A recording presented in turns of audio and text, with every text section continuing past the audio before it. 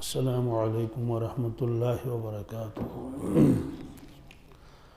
الحمد للہ رب العالمین والصلاة والسلام علی سید الانبیاء والمرسلین وعلى آلہ الطیبین الطاہرین وعلى من تبعهم بإحسان إلى يوم الدین، اما بعد۔ بسم اللہ الرحمن الرحیم۔ وعن المقداد رضی اللہ تعالی عنہ انہ سمع رسول اللہ صلی اللہ تعالی علیہ وسلم یقول لا يبقى على ظهر الأرض بيت مضر ولا وبر إلا أدخله الله كلمة الإسلام بعز عزيز وذل ذليل، إما يعزهم الله فيجعلهم من أهلها أو يذلهم فيدينون لها، قلت فيكون الدين كله لله، رواہ احمد۔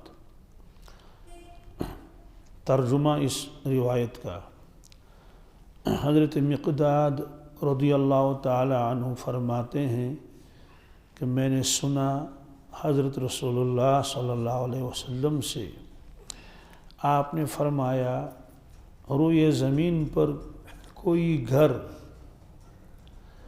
ایسا باقی نہیں رہے گا، چاہے وہ گھر مٹی کا ہو یا اونٹ کے بالوں کا ہو، مگر یہ کہ اللہ تبارک تعالیٰ اس میں اسلام کو داخل کرے گا، معزز کی عزت کے ساتھ اور ذلیل کی ذلت و رسوائی کے ساتھ، ایسا ہوگا۔ اللہ ان کو معزز بنا کر اس کلمے کا اہل قرار دے گا، یا یہ ہے کہ مغلوب ہو کر وہ اس کلمے کے تابع اور منقاد ہو جائیں گے۔ جب میں نے یہ سنا تو میں بہت خوش ہوا، میں نے عرض کیا پھر تو چاروں طرف اللہ تعالیٰ ہی کا دین ہوگا۔ یہ اس کا ترجمہ ہے۔ یہ اصل میں ایک پیشن گوئی ہے، یہ اللہ کے نبی صلی اللہ علیہ وسلم نے اس وقت فرمائی جب صحابہ کرام بہت پریشان تھے، چھپ چھپ کے نماز پڑھتے تھے مکہ شریف میں، اور یہ کوئی ضروری نہیں ہے کہ ایک ہی مرتبہ آپ نے ایسا فرمایا ہو، کئی مرتبہ آپ نے یہ ارشاد فرمایا ہے۔ مثلا ایک موقع پر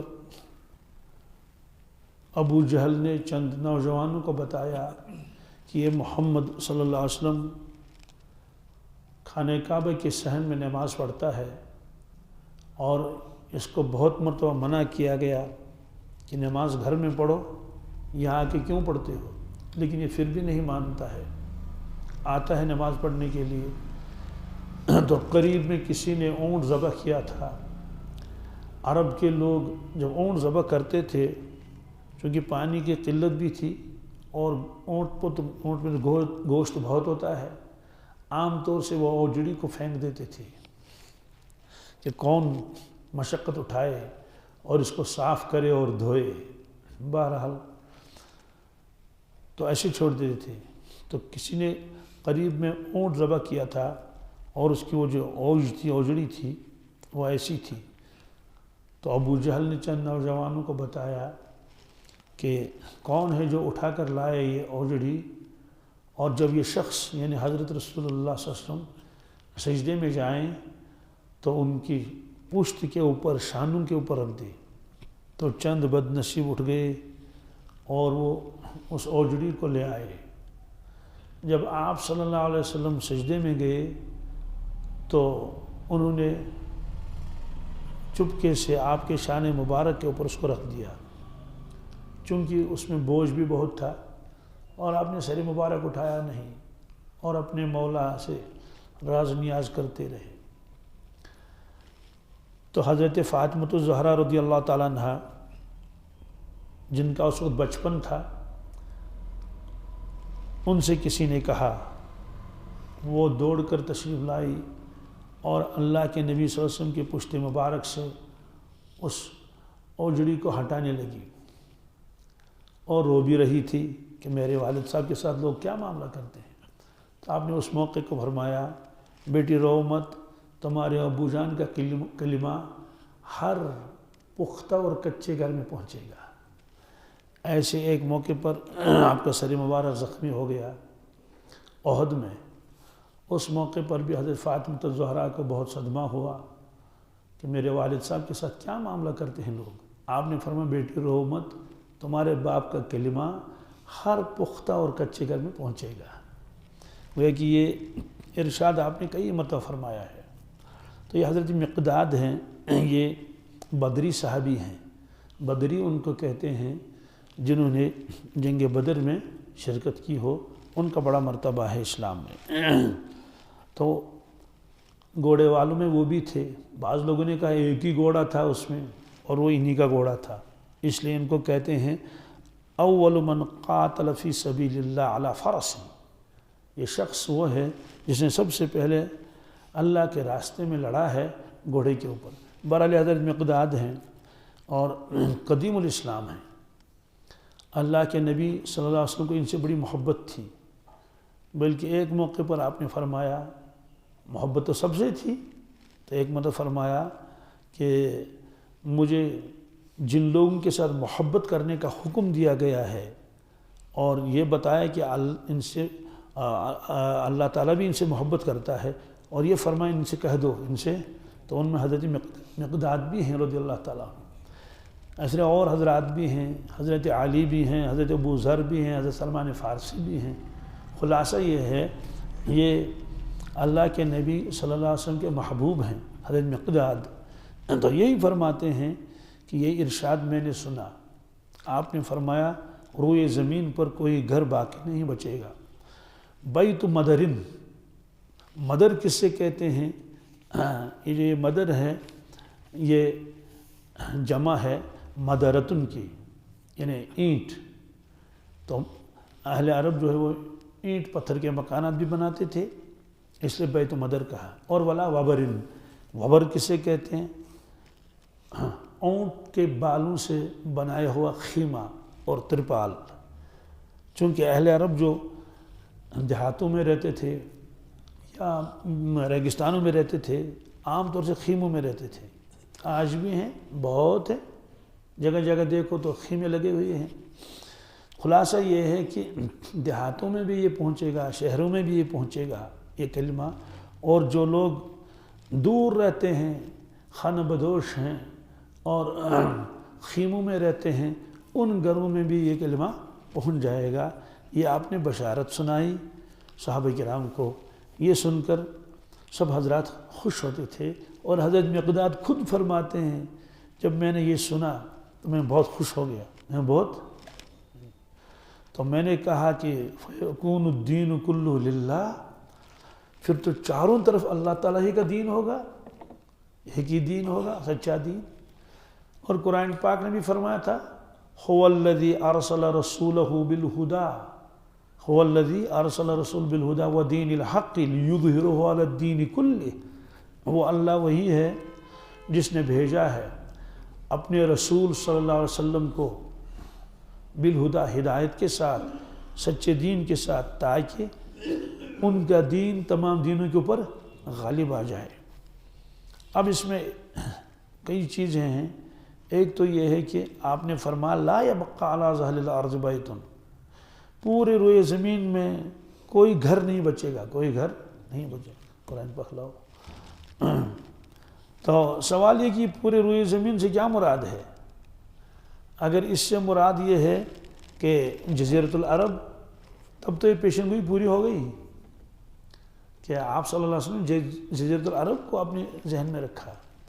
تو مطلب تو یہ ہے کہ عرب کو جو جزیرہ ہے اس میں کوئی گھر بچے گا نہیں، یعنی اسلام پھیلے گا، سارے لوگ اسلام قبول کریں گے، وہ مالدار ہوں یا غریب ہوں، اونچے مکانوں میں رہنے والے ہوں، پختہ گھر ہوں یا کچے گھر ہوں، یا بالفرض وہ بالوں کے بنائے ہوئے گھروں میں رہتے ہوں۔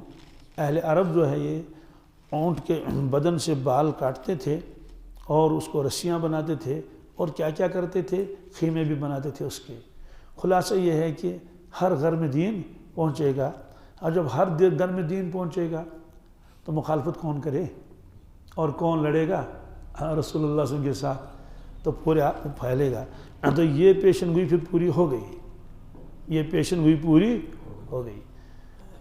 خود اللہ کے نبی صلی اللہ علیہ وسلم کے زمانے میں دور دور تک اسلام پھیلا تھا، اور حجۃ الوداع کے موقع پر جو حضرات صرف حج کے لیے آئے تھے، ظاہر سی بات ہے سارے لوگ تو نہیں آئیں گے، گھر میں 10 افراد تو 10 کے 10 تھوڑے آئیں گے، تو کسی گھر سے ایک آیا تھا، کسی گھر سے 2 آئے تھے۔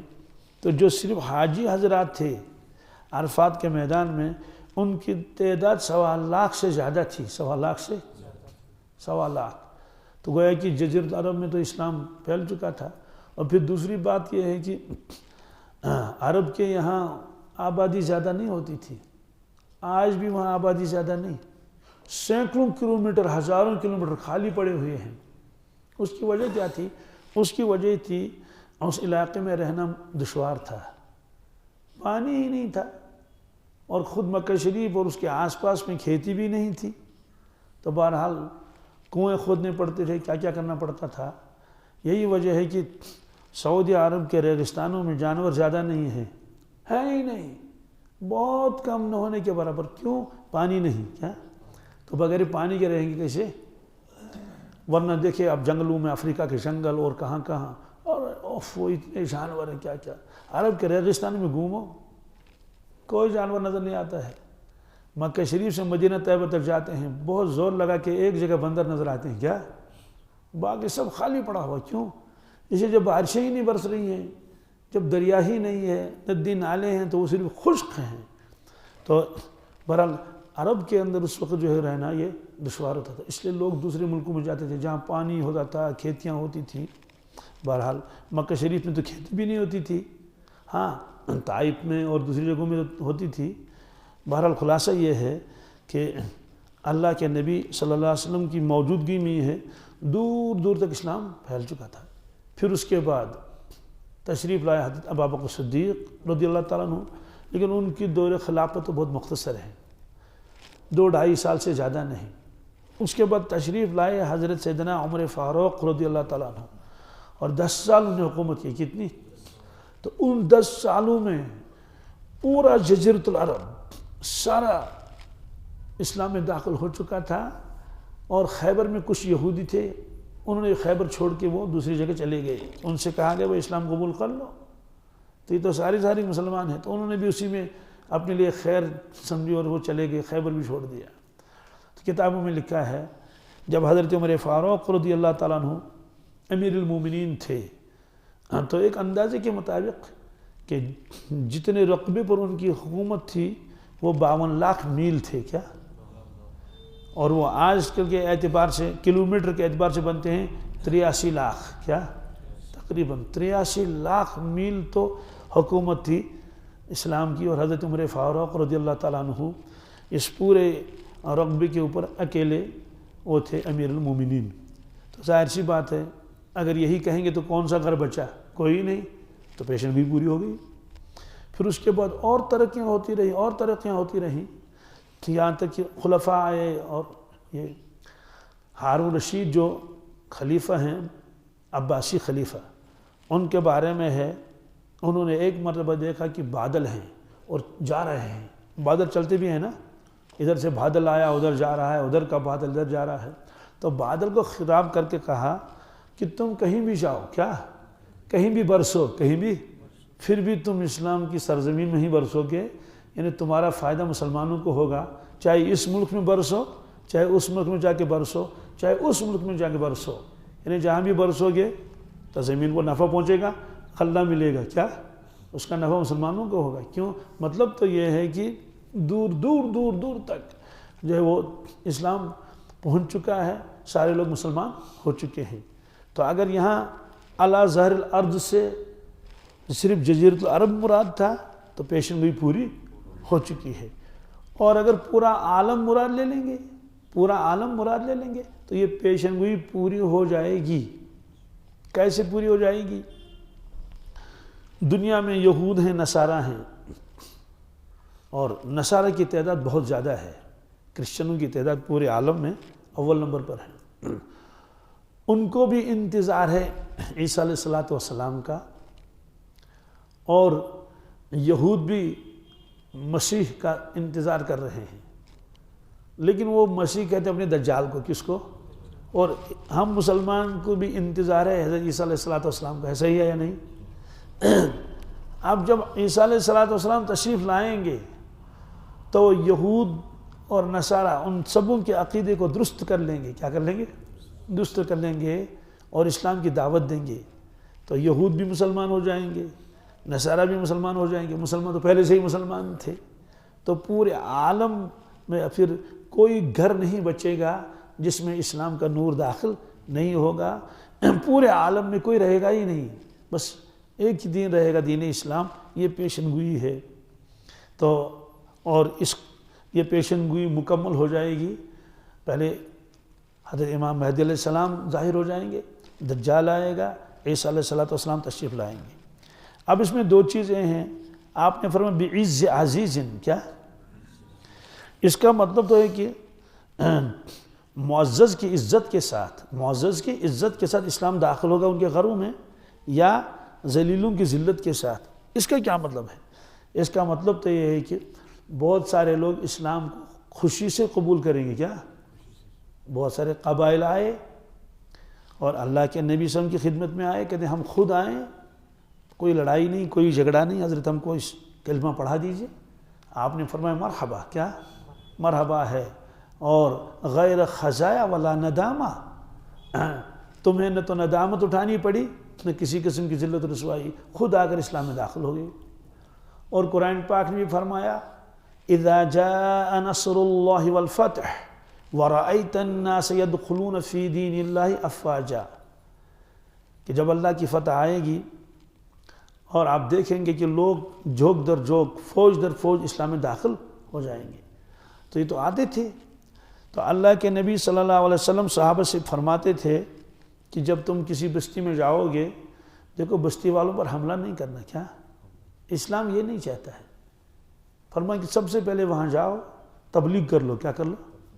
ان کو آپ اسلام کی دعوت دے دو، یہ اللہ کا دین ہے، تو سب اللہ کے بندے ہیں، ہر شخص مانے گا اس کو، اس میں انسانیت کا درس ہے اور خیر خواہی ہے، اللہ کی پہچان ہے، انسان کی دنیا کے اندر آنے کا جو مقصد ہے تو اس کا بیان اس میں ہے، تو مسلمان ہو جائے گا، اللہ کا فرما بردار بن جائے گا، دنیا بھی اس کی آباد ہو جائے گی، آخرت بھی اس کی آباد ہو جائے گی۔ اس کو سمجھا دو، ان کو بتا دو، لڑنا نہیں۔ تو اگر انہوں نے اسلام قبول کر لیا، لیکن پہلے ان کے سامنے اسلام کی خوبیاں پیش کر لو، ان کو بتا دو کہ ہمارا عقیدہ کیا ہے، ہمارے اعمال کیا ہیں۔ تو اگر وہ مسلمان ہو گئے نور نلا نور، اگر نہیں پھر بھی نہیں لڑنا۔ کیا؟ ان کو بتا دو ٹھیک ہے، آپ اپنے عقیدے پر رہو، اپنے مذہب پر رہو، البتہ اسلام کے تابع رہو، اسلامی حکومت کے تابع رہو۔ تو کہ ٹھیک ہے، اب اسلامی حکومت ہوگی، وہ خود ان کی ضرورتوں کو پورا کرے گی، سڑکیں بنوانی ہیں، سکول بنانے ہیں، پل بنانے ہیں۔ ان سے کہا کہ ہم آپ سے صرف تھوڑا سا جزیہ لیں گے۔ کیا لیں گے؟ جزیہ لیں گے۔ اس کا نفع کیا ہوتا تھا؟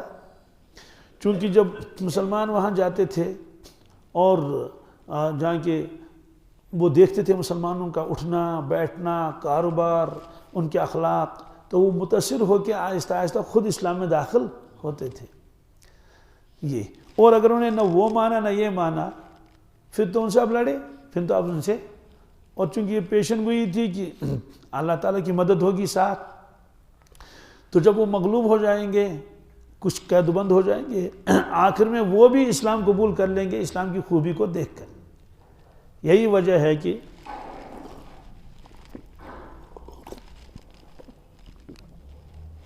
جب بھی قیدی آتے تھے، اللہ کے نبی صلی اللہ علیہ وسلم ان قیدیوں کو رکھتے تھے، اور تاکہ یہ خوب دیکھیں کہ مسلمانوں کا اٹھنا کیسا ہے، بیٹھنا کیسا ہے، ان کے اخلاق کیسے ہیں، ان کے کاروبار کیسے ہیں۔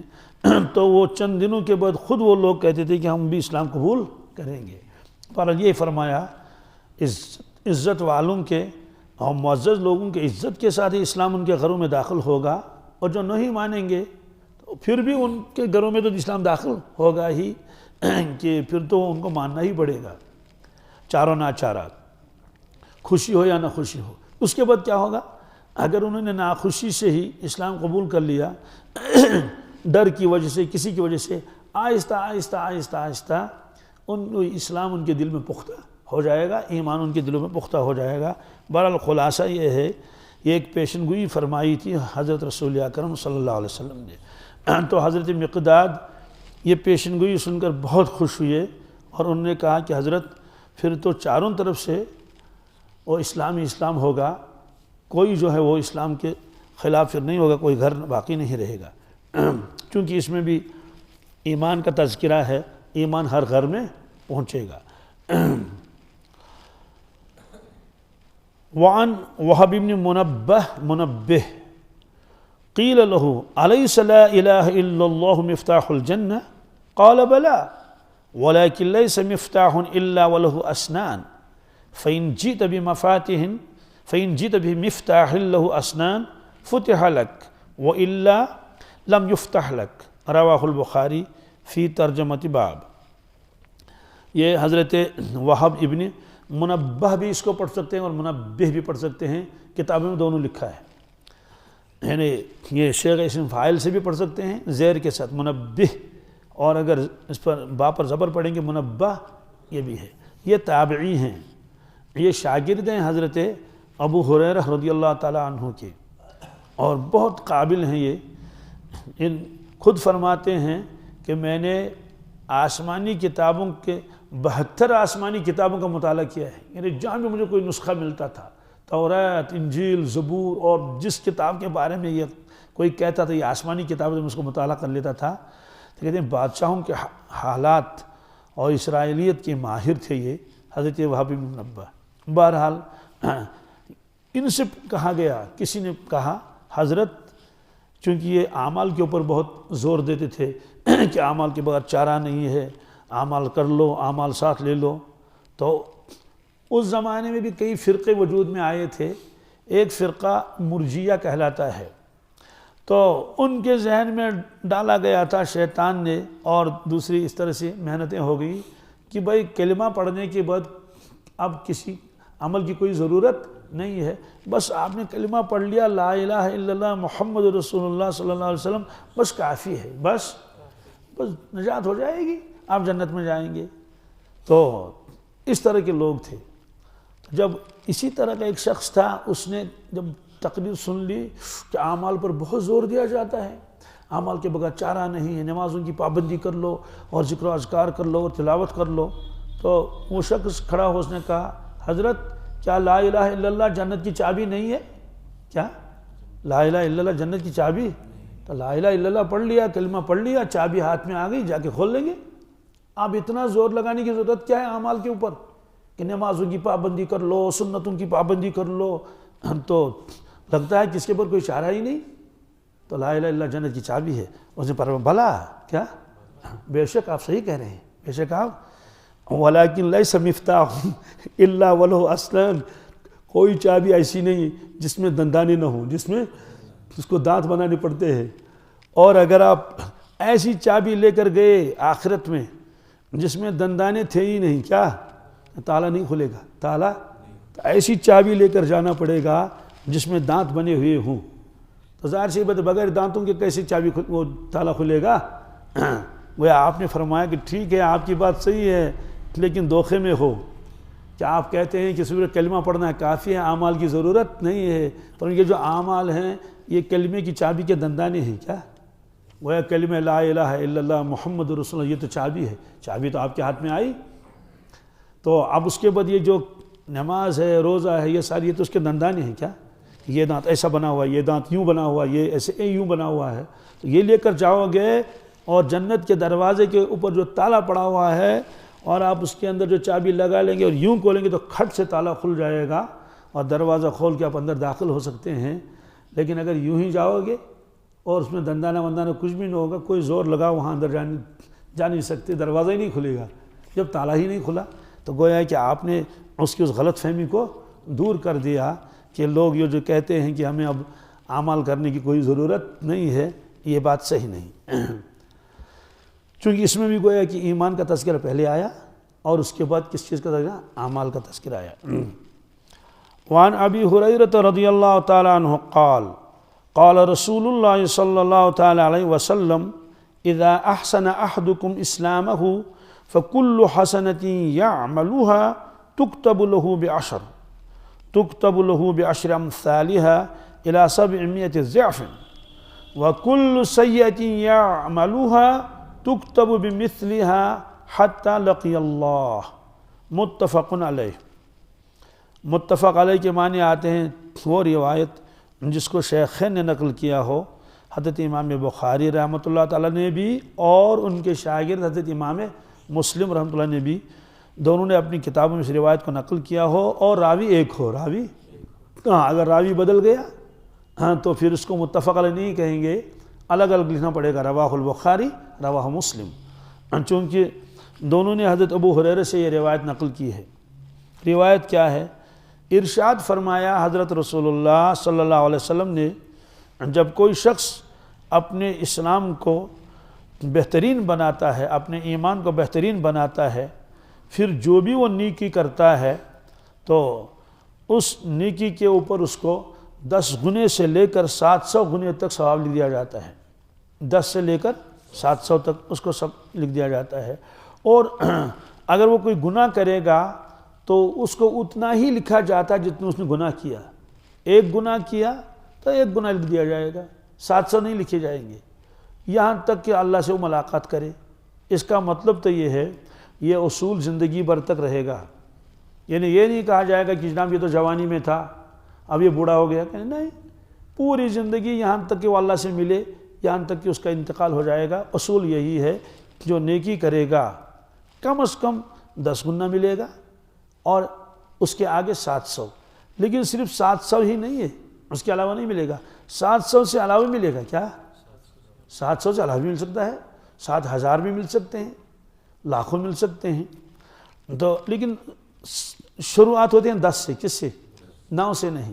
اور یہ قرآن پاک کی آیت میں بھی ہے، من جاء بالحسنۃ فلہ عشر امثالھا، یہ اللہ کا احسان ہے اپنے بندوں کے اوپر، ایک نیکی کر لو 10 کا ثواب ملے گا، اور رمضان میں تو ہر نیکی کا ثواب جو 70 گنا بڑھ جاتا ہے، نفل کا ثواب فرض کے برابر۔ اور ایسے ایک روایت میں ہے، جو آدمی گھر میں نماز پڑھے گا تو اس کو اپنی نماز کا ثواب ملے گا، کیا؟ بس۔ لیکن اگر وہ محلے کی مسجد میں آ کر نماز پڑھے گا تو 27 درجہ زیادہ اس کو ثواب مل جائے گا، اور اگر وہ شہر کی جامع مسجد میں آئے گا نماز پڑھنے کے لیے تو 500 نمازوں کا ثواب ملے گا، کس نے؟ اور اگر بیت المقدس میں جا کے نماز پڑھ لے تو ایک نماز کا ثواب 1000 نمازوں کے برابر ہوگا، اور اگر مسجد نبوی میں نماز پڑھ لی تو ایک نماز کا ثواب 50,000 کے برابر ہوگا۔ یہ صرف نمازوں کے بارے میں نہیں، تلاوت کر لے، ذکر کر لے تو، اور اگر حرم میں اس نے کوئی نیکی کی تو ہر نیکی کا ثواب 1,00,000 ملے گا۔ کتنا ملے گا؟ 1,00,000 ملے گا۔ تو اس لیے 700 کی تحدید نہیں۔ اور یہ مضمون قرآن پاک میں بھی ہے، قرآن پاک میں یہ مضمون کہاں ہے؟ یہ ان لوگوں کے بارے میں جو خرچ کرتے ہیں، کیا؟ مثل الذین ينفقون اموالهم فی سبیل اللہ کمثل حبۃ کمثل انبتت 7 سنابل فی کل سنبلۃ 100 حبہ۔ میں آیت تو مجھے یاد ہے الحمدللہ، لیکن اس کا جو ہے وہ دیکھ لیں گے۔ جی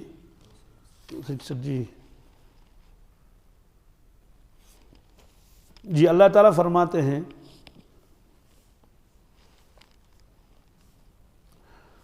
مثل الذین ينفقون اموالهم، چونکہ اب ٹکڑے ٹکڑے کرنے پڑنا ہے نا، ویسے تو پڑھیں گے روانگی کے ساتھ۔ ان لوگوں کی مثال، ينفقون اموالهم، جو اپنا مال خرچ کرتے ہیں، فی سبیل اللہ، اللہ کے راستے میں، اللہ کے مال خرچ کرتے ہیں۔ اب ان کو کتنے ملے گا؟ اللہ تعالیٰ نے اس کو تشبیہ دے دی ہے بیج کے ساتھ، جو ہم دانہ بوتے ہیں نا زمین میں، کمثل حبۃ، کمثل، تو اس خرچ کرنے کی مثال اس دانے کی مثال ہے. گیہوں کا دانہ ہے اور شالی کا دانہ ہے، کچھ بھی ہو، فرماتے ہیں کہ وہ دانہ جب آپ نے ڈال دیا زمین میں تو انبتت 7 سنابل، جب وہ اگا درخت تو اس میں 7 بالیاں آئی، کیا 7 کھوشے آئے. تو پھر فرمایا 7 سنابل فی کل سنبلۃ 100 حبہ، تو ہر بالی میں 100 دانے آئے. کتنے؟ تو پہلے زمین میں تو ایک ہی دانہ ڈالا تھا نا، اس میں سے ایک درخت نکلا. اس درخت کو جب نکلے تو ایک ہی درخت کے اوپر 7 بالیاں آئی، کیا 7 کھوشے آئے، 1 بالی 2 3 ایسے ہیں. تو ہر بالی میں جو وہ 100 دانے ہیں. کتنے؟ تو یہ تو 7 ہے نا، تو کتنے ہو گئے؟ 700. تو اس کا مطلب ایک دانہ آپ نے زمین میں ڈالا تھا، جب پھر آپ کاٹنے کے لیے گئے نا اس میں خزاں میں جب وہ تیار ہو گیا تھا، وہ جو ایک دانہ زمین میں ڈالا تھا جب آپ نے کاٹ کے لایا نا تو اس کی 7 بالیاں تھے، 700 دانے آئے گا آپ کے گھر میں. ادھر سے ایک دانہ ڈالا 700 وہاں سے ملے. سوال کہ بس 700 ہی؟ اللہ تعالیٰ نہیں، واللہ یضاعف، کیا لمن یشاء، اللہ اضافہ کرتا ہے، اللہ اور بڑھاتا ہے جس کو چاہے، جس کو کیا اللہ کے پاس اتنی گنجائش ہے. واللہ واسع علیم، اللہ بہت بڑی وسعت والا اللہ تعالیٰ اور جاننے والا ہے. سوال یہ ہے کہ کم سے کم 10، کیا پھر کسی کو 20 ملیں گے، کسی کو 100 ملے گا، کسی کو 500 ملیں گے، 700 ملیں گے، 7,000 مل سکتے ہیں. فرمایا اب یہ تفاوت کیوں، کیا یہ فرق کیوں ہے؟ سبوں کو ایک جیسا ملنا چاہیں. کہتے ہیں کہ دیکھا جائے کہ کس کے اندر کتنا اخلاص ہے، کتنی محبت ہے، کتنی سخاوت ہے، اور کتنی اللہ کی محبت ہے، اور کیوں دیتا ہے. تو جس کی جیسی نیت ہوگی، جیسا خلوص ہوگا، جیسی ہمدردی ہوگی، اور جس موقع پر اگر زیادہ ضرورت ہے تو اس وقت دے دیا تو اس اعتبار سے ثواب بڑھتا رہے گا. اور سب سے زیادہ ثواب ملے گا صحابہ کرام کو. کن کو؟ یہ طے ہے. سوال ہے کیوں؟ ظاہر سی بات ہے، اللہ کی پہچان جتنی ان کو ہے ہم کو تو نہیں. اللہ کے نبی صلی اللہ علیہ وسلم کی پہچان جن کو اتنی ان کو ہے ایسا ہماری نہیں. ان کو جیسی محبت تھی، جیسی قربانیاں انہوں نے دی، ہم کو وہ نہیں. آپ نے خود فرمایا کہ اگر میرا امتی اخلاص کے ساتھ، کیا دیکھیں اخلاص کا لفظ آیا، دکھاوا بیوانی، اگر میرا امتی اخلاص کے ساتھ جبل احد کے برابر، جبل میں پہاڑ، جبل احد کے برابر سونا خرچ کرے گا اللہ کے راستے میں، کیا میرے غریبوں کے اوپر، فقیروں کے اوپر، جس برابر اللہ کے لیے جبل احد کے برابر. تو اول تو جبل احد کتابوں میں لکھا ہے 7 کلومیٹر لمبا، کیا 3 کلومیٹر چوڑا.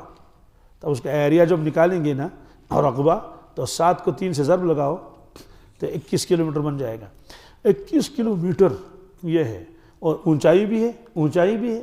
تو اتنا سونا خرچ کیا، کیا چاندی نہیں، سونا، شالی نہیں، گیہوں نہیں، سونا خرچ کیا.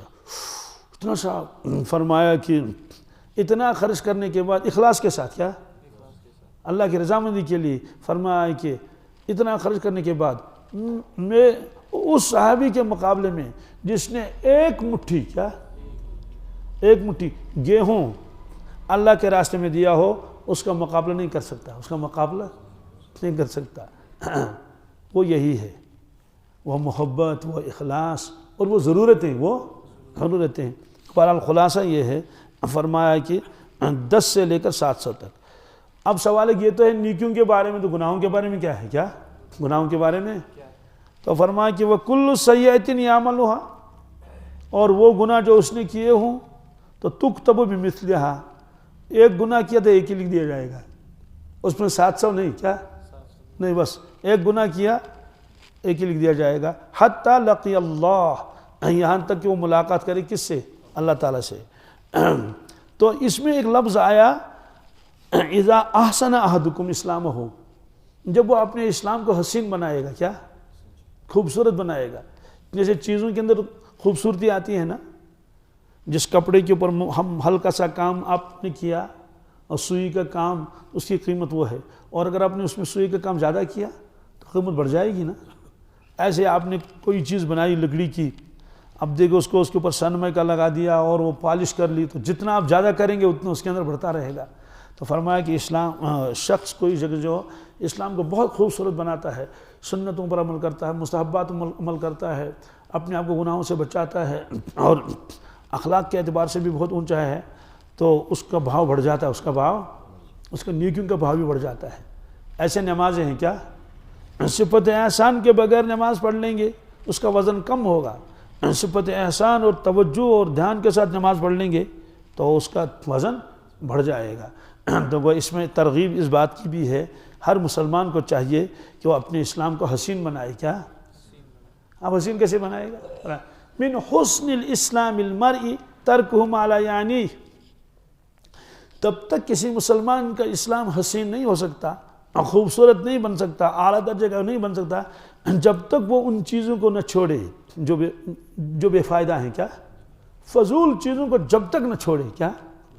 تب تک اس کے اسلام کے اندر حسن نہیں آئے گا۔ حسن، اب ایک شخص بیٹھا ہوا ہے، نیک ہے، دیندار ہے، نمازوں کا پابند بھی ہے، موبائل کھول کے کارٹون دیکھتا ہے۔ کیا کرتا ہے؟ کارٹون دیکھتا ہے، تو تماشوں میں دیکھتا ہے، کہتے ہیں تو آپ کے اسلام میں بھی حسن نہیں آیا۔ کیوں؟ آپ نے ایک ایسا کام کیا جو بے فائدہ ہے۔ تو جتنی دیر تک آپ یہ کارٹون دیکھ رہے ہیں، یہ تماشے دیکھ رہے ہیں، اور عجیب بات تو آج تو بڑے بھی کارٹون دیکھتے ہیں۔ کیا؟ جی پہلے تو چھوٹے دیکھتے تھے جی، خود میرے پاس بہت سارے تھے، کہتے ہیں یہ دادا جان تو صرف کارٹون دیکھتا رہتا ہے۔ کیا؟ دادا نانو اسی پہ لگا رہتا ہے۔ اور ایک نے تو کہا کہ میرے والد کے لیے دعا کر لیجیے۔ کیا؟ کہا تو ہر وقت موبائل پر جوا کھیلتا رہتا ہے۔ کیا؟ ظاہر سی بات ہے ان کا اسلامی کیا ہے، بس وہی کلمہ پڑھ لیا ہے اور باقی چھٹی۔ تو یہ فرمایا کہ جس شخص کے اندر جتنا احسان ہوگا، جتنی وہ ہوگی اس کو اتنا ملے گا۔ ابھی وہ جو ہے مجھے حرم میں ایک شخص ملا، تو سلیک میں نے اس سے کیا، میں اس کو جانتا ہوں، بہت جانتا ہوں، تو میں نے اس سے کہا کچھ ظاہر باتیں تو بتا دو کہ اب تو حرم میں ہے نا آپ۔ تو اس نے کہا ابھی کچھ نہیں پتہ چلا۔ کیا؟ میں نے کہا چلو ٹھیک ہے۔ اس کے بعد پھر ملا، میں نے کہا آپ بتاؤ۔ انہوں نے کہا کہ میں نے اپنے آپ کو کہا اپنی آنکھوں سے خوب دیکھو حرم کو، کس کو؟ اور کعبۃ اللہ کو۔ کیا؟ یعنی دیکھو جی بھر کے، کس کو؟ دیکھو جی بھر کے، اور طواف بھی کر لو، اور بس یہ کرو۔ کہتے ہیں فوراً آواز آ گئی۔ کیا آواز آئی؟ علامہ کیا ہوا کشمیری میں؟ کیا؟ شمہج قدر کیا لشکیا زانی، کیا مشکیا زانی پومپرگات۔ مطلب تو یہ ہے کہ تم اس معیار کے نہیں ہو، تم اس معیار کے نہیں ہو جو اپنی آنکھوں سے کہتے ہیں خوب دیکھو آپ کس کو؟ کعبۃ اللہ کو، اور خوب گھومو۔ تو اس سے کہا کہ بھائی وہ جو اس کو بعض لوگ دینی کہتے ہیں، اس لکڑی کو دینی جو جلتی ہے نا، یہ لشیت وننشیش کہتے ہیں کہ لشکیا مقابل کر شمہس کات اور موشکیا زانی پومپرگات، یعنی مکھی کو کیا معلوم ہے پروانے کے چکر۔ کیا؟ یعنی یہ تو کعبۃ اللہ ہے، لوگ چکر لگاتے ہیں، کچھ کی حیثیت تو مکھیوں کی ہے، کسی مکھی بھی تو گھومتی ہے نا، اور کچھ تو پروانے ہیں، کچھ تو پروانوں کی طرح ہیں۔ تو یہ اس نے مجھے خود کہا کہ مجھے بڑی ندامت ہوئی، اور یہ بھی کہا کہ میں نفس کے دھوکے میں تھا۔ کیا؟ اس کے بعد انہوں نے دوسری بات کہی، بہت عجیب ہے۔ انہوں نے کہا میں نے اس کے بعد دعا مانگی، یا اللہ جو آپ اپنے اولیاء کو دیتے مجھے بھی دے دے۔ کیا جو آپ اپنے اولیاء کو دیتے ہیں؟ اسے کہا کہ یہ نہیں ہو سکتا، البتہ ثواب ملے گا۔ کیا؟ اس نے دعا مانگی تھی جو آپ اہل اللہ کو دیتے، اپنے پیاروں کو دیتے ہیں، ہمیں بھی دے دے۔ تو اس کو بتایا گیا کہ یہ نہیں، کیا البتہ ثواب مل جائے گا، یعنی آپ کو ثواب دیا جائے گا۔ وہ قرب جو ان کو حاصل ہے وہ آپ کو نہیں ہو سکتا، جو ولی ہی نہیں ہے درویش قسم کا آدمی، الہامات تو ہوتے ہیں اس کو، لیکن ظاہر سی بات ان کی بھی درجات ہوتے ہیں نا۔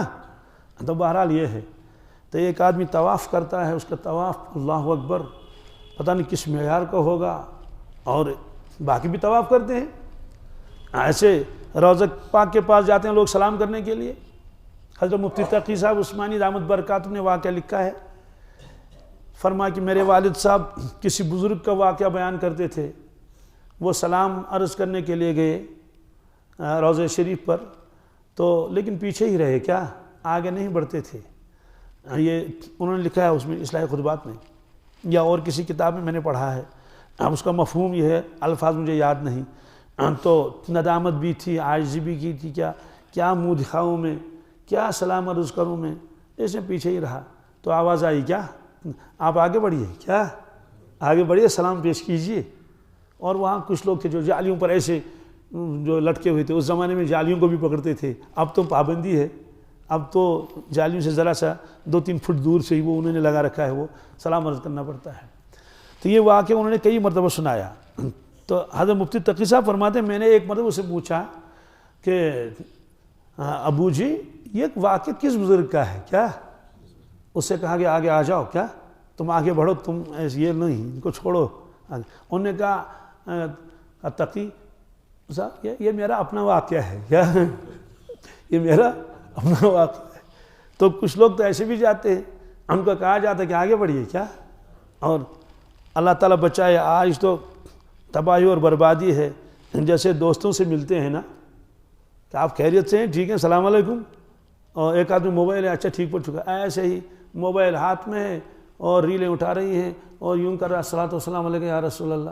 میں نے خود دیکھا بہت مرتبہ، ایک آدمی وہاں بیٹھا ہوا تھا، پتہ نہیں ماں کو فون کر رہا تھا کہ ویڈیو کال، سیدھے سامنے آ کر کہتا ہے اسے ہے سلام کرو رسول اللہ کو، سلام کرو رسول اللہ کو.